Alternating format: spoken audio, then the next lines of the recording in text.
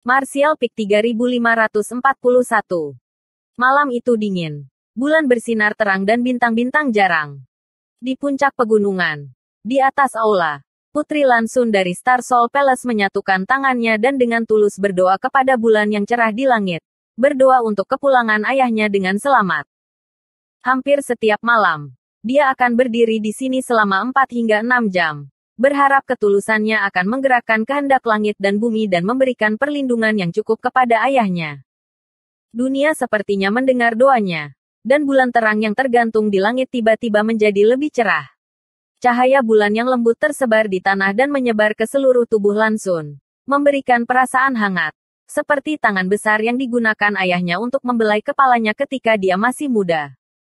Lan Xun tertegun sejenak. Mengira dia berhalusinasi.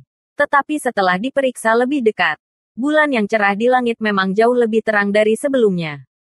Selain itu, seiring berjalannya waktu, kecerahan ini terus meningkat, menyebabkan seluruh dunia menjadi seterang siang hari.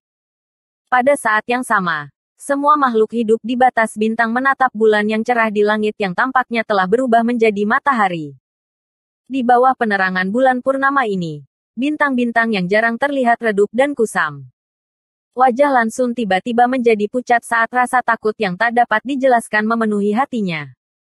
Tiba-tiba, cahaya menyilaukan meledak dari bulan yang cerah. Dan setelah waktu yang dibutuhkan untuk menyeduh secangkir teh, tiba-tiba meledak dan menghilang. Seolah-olah telah membakar cahaya terakhirnya. Seluruh bulan tampak tertutup kerudung hitam. Di langit, meteor melesat melintasi langit. Dan segera, meteor yang tersebar menjadi hujan meteor yang menembus langit. Diikuti oleh kesedihan yang memenuhi seluruh batas bintang. Dunia sepertinya menangis. Bulan adalah matanya. Bintang jatuh adalah air matanya. Dentang-dentang-dentang. Lonceng tebal dan merdu berbunyi di seluruh Star Soul Palace. 9 kali berturut-turut. Ketika bel terakhir berbunyi, Lan Xun sudah pingsan. Yang mulia, pelayan itu memanggil dan bergegas. Di lembah misteri surga, Kaisar Agung Tiansu Chu Tianji dan Kaisar Agung Bela Diri Binatang Mo Huang duduk berhadapan. Masing-masing memegang bidak catur hitam dan putih. Mo Huang dengan santai meletakkan batu dan bertanya tanpa mengangkat matanya. Apa itu? Selama pertandingan, Mo Huang jelas merasa bahwa pikiran teman lamanya ada di tempat lain. Meskipun pihak lain telah menyembunyikan pikirannya dengan baik. Sebagai Kaisar Agung, bagaimana mungkin Mo Huang tidak menyadarinya? Tangan Chu Tianji tidak bergerak. Dia juga tidak mengeluarkan suara. Tiba-tiba, hati Mo Huang bergetar saat dia melihat ke atas dan melihat Chu Tianji juga menatap ke arahnya. Chu Tianji menghela nafas saat bidak putih di tangannya diam-diam mendarat di papan catur. Setelah berguling beberapa kali, dia mengangkat kepalanya untuk melihat ke langit. Tidak dapat menyembunyikan kesedihan di wajahnya. Pada akhirnya, kita masih mencapai titik ini. Ekspresi Mo Huang menjadi serius saat dia bertanya, apakah aku tidak salah barusan? Chu Tianji tersenyum pahit. Kamu tidak merasakan ada yang salah. Aku juga tidak merasakan ada yang salah. Ming Yue, pergi. Mo Huang bertanya, bukankah kamu mengatakan dia masih memiliki kesempatan untuk bertahan hidup? Chu Tianji perlahan menggelengkan kepalanya. Manusia melamar. Surga yang menentukan. Siapa yang bisa mengatakan dengan pasti apa yang terjadi di wilayah iblis? Mungkin hanya Little Boy yang tahu apa yang terjadi di sana. Apakah Little Boy yang dalam bahaya? Bagaimana mungkin tidak ada bahaya di wilayah iblis? Melihat ekspresi jelek Mo Huang, Chu Tianji melanjutkan. Berkah terselubung atau tidak? Kami hanya bisa menunggu dan melihat. Tidak ada gunanya mengkhawatirkannya. Benar-benar memalukan. Mo Huang terdiam untuk waktu yang lama. Tetapi pada akhirnya, dia masih berhasil mengutuk dengan keras. Wajahnya menjadi muram ketika dia berkata, bukankah kamu mengaku bisa melihat melalui masa lalu dan masa depan? Bagaimana mungkin kamu tidak mengantisipasi hari ini? Chu Tianji tersenyum kecut dan berkata, jika saya benar-benar kuat, jalur dua dunia tidak akan terbuka. Tapi untungnya, meskipun Ming Yue telah pergi, dia tampaknya telah mewariskannya kepada Yang Boy. Mo Huang tertegun sejenak sebelum dengan cepat memahami apa yang dimaksud Chu Tianji. Kematian Kaisar Agung adalah fenomena alam. Tetapi kapasitas botol dunia tidak berkurang. Dan kehendak dunia tidak menunjukkan tanda-tanda dicuri. Ini berarti bahwa sebelum Ming Yue pergi, dia telah menyerahkan hal terpenting kepada Yang Kai. Jika tidak, dunia tidak hanya akan dipenuhi dengan fenomena, tetapi juga banyak bencana alam. Bahkan mungkin menyebabkan runtuhnya sebuah dunia. Setelah keheningan yang lama, Mo Huang menghela nafas dan berkata, kita bisa menunggu dan melihat apa yang terjadi. Saya khawatir seseorang akan memulai pembantaian. Chu Tianji mengangguk ringan. Apa bedanya jika kita mengumpulkan bunga terlebih dahulu? Di medan perang dua dunia, setelah beberapa tahun berjuang, ras iblis mengandalkan keunggulan mereka dalam jumlah untuk hampir menaklukkan seluruh wilayah barat. Pasukan sekutu Star Boundary telah mundur ke tepi wilayah barat. Beberapa ratus kilometer lebih jauh, mereka akan tiba di domain selatan. Begitu mereka melewati garis itu berarti hampir seperempat wilayah Star Boundary telah jatuh. Ini adalah sesuatu yang tidak bisa diterima oleh manusia. Di hutan belantara, puluhan juta ras manusia dan iblis bertarung dengan nyawa mereka di garis depan. Cahaya kehidupan padam setiap saat. Meskipun ras manusia berusaha mati-matian untuk melawan, ras iblis memiliki keunggulan mutlak dalam hal jumlah. Dan dengan aliran bala bantuan yang datang dari belakang, ras manusia terpaksa mundur. Meskipun Li Wuyi, yang bertanggung jawab atas pertempuran ini, cukup kuat, dia tidak berdaya untuk membalikkan situasi. Meskipun dia bisa mengandalkan kemampuan luar angkasa untuk melawan 3 Sein setengah ras iblis sendirian, sulit baginya untuk mencapai apapun. Melihat pasukan ras iblis mendekat, ekspresi Li Wuyi menjadi pahit. Setelah pertempuran hari ini, wilayah barat telah benar-benar jatuh. Semua orang tahu bahwa hasil seperti itu bukanlah kejahatan. Tetapi karena dia adalah komandan tertinggi dari ras manusia, dia tidak bisa menahan perasaan bersalah. Tepat ketika pasukan manusia hendak mundur ke perbatasan antara domain selatan dan domain barat, aura menakutkan tiba-tiba mengalir dari belakang. Aura ini sangat cepat, dan Li Wuyi baru menyadarinya ketika dia melihat sekilas sosok melintas melewatinya dari sudut matanya. Segera setelah itu, salah satu dari 3 Sein setengah ras iblis yang telah bertarung dengannya tiba-tiba membeku. Li Wuyi menoleh dan melihat bahwa leher orang ini telah dicengkeram oleh sosok yang muncul entah dari mana. Demon Rache Half Sein yang bermartabat seperti ayam di tangan orang ini, tidak bisa melawan sama sekali.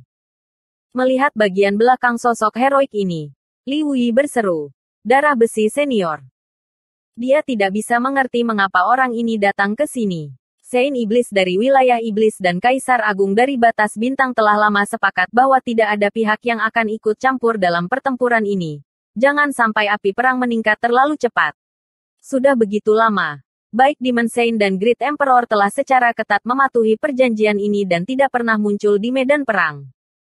Jadi ketika Kaisar Agung Darah Besi Zhan Wuhen muncul di medan perang dan menyerang Demon Rache Half Sein, Li Wuyi cukup terkejut.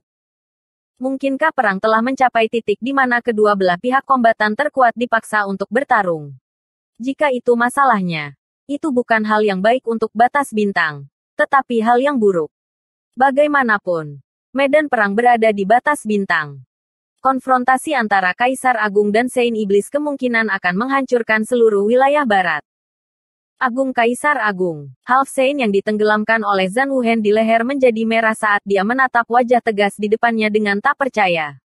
Niat membunuh yang kental bergegas ke arahnya.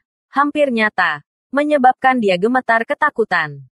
Tangan yang mencengkeram lehernya menegang, menyebabkan tulangnya retak dan aura kematian menyelimutinya. Half Sein panik dan berkata, kamu tidak bisa membunuhku. Great Demon Sein memiliki kesepakatan denganmu. Dengan ekspresi muram, Darah Besi mengangkat Half Sein di depannya dan menatap matanya. Dengan dingin bertanya, jadi bagaimana jika aku membunuhmu?